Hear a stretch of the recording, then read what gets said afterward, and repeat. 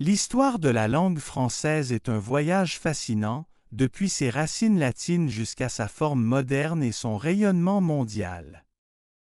Voici les grandes étapes de son évolution. Les origines, du latin vulgaire au gallo-roman, 1er au 9e siècle. L'aventure du français commence avec la conquête de la Gaule par les Romains au 1er siècle avant Jésus-Christ. Les Gaulois, qui parlaient une langue celtique, adoptent progressivement le latin vulgaire, c'est-à-dire le latin parlé par les soldats, les marchands et le peuple romain, et non le latin classique des lettrés.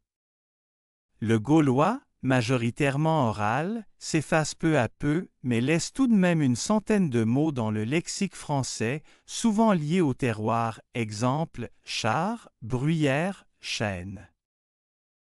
À partir du IVe siècle, les invasions germaniques, notamment celles des Francs, ajoutent une nouvelle couche d'influence. Les Francs, qui s'établissent dans le nord de la Gaule et donneront leur nom à la France, adoptent le latin populaire tout en y intégrant des sons et du vocabulaire germanique. Ce mélange du latin, du gaulois et du francique donne naissance au gallo-roman. La naissance du François et le Moyen Âge, 9e au 13e siècle. Au 9e siècle, le gallo-roman a tellement évolué qu'il se différencie clairement du latin. On considère généralement les serments de Strasbourg, 842, comme l'acte de naissance de la langue française, car ils sont le premier document officiel rédigé non pas en latin, mais en deux langues vernaculaires, le roman, ancêtre du français, et le tudesque, ancêtre de l'allemand. Peu après, la séquence de Sainte-Eulalie, vers 880, est le premier texte littéraire connu en langue romane. Pendant le Moyen Âge, la langue évolue et se diversifie en dialectes. On distingue principalement les langues de l'île au nord, dont le francien, parlé dans la région de Paris, deviendra la base du français. Les langues d'oc au sud. Le français médiéval ou ancien français connaît un rayonnement important et devient une lingua franca dans les cours européennes. C'est à cette époque qu'apparaissent de grandes œuvres littéraires comme la chanson de Roland. Le moyen français et l'affirmation du français, 14e au 16e siècle. Du 14e au 16e siècle, la langue évolue vers le moyen français. Elle s'enrichit de nombreux mots empruntés à l'italien et à l'espagnol, notamment durant la Renaissance. L'invention de l'imprimerie au XVe siècle joue un rôle crucial en permettant une diffusion plus large des textes, par conséquent, une plus grande uniformisation de la langue. Un événement majeur est l'ordonnance de Villers-Cotterêts, 1539, signée par François Ier.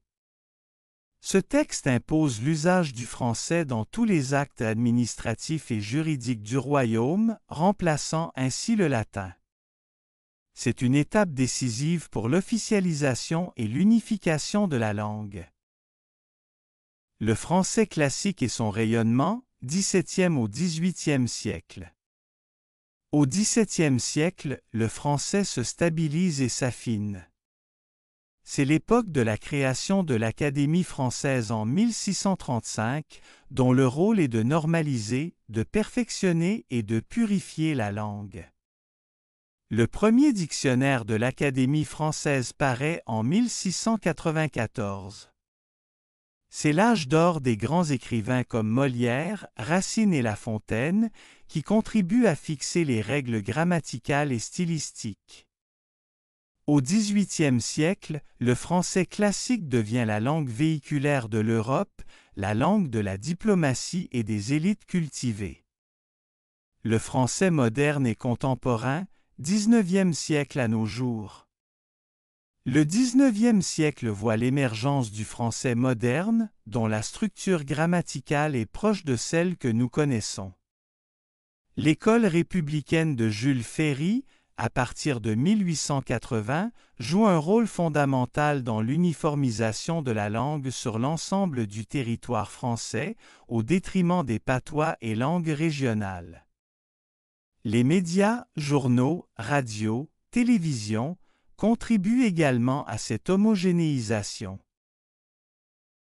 Le XXe siècle et le XXIe siècle sont marqués par l'influence de l'anglais, notamment dans les domaines techniques et informatiques, ainsi que par l'essor des nouvelles technologies et des médias sociaux qui continuent de faire évoluer la langue.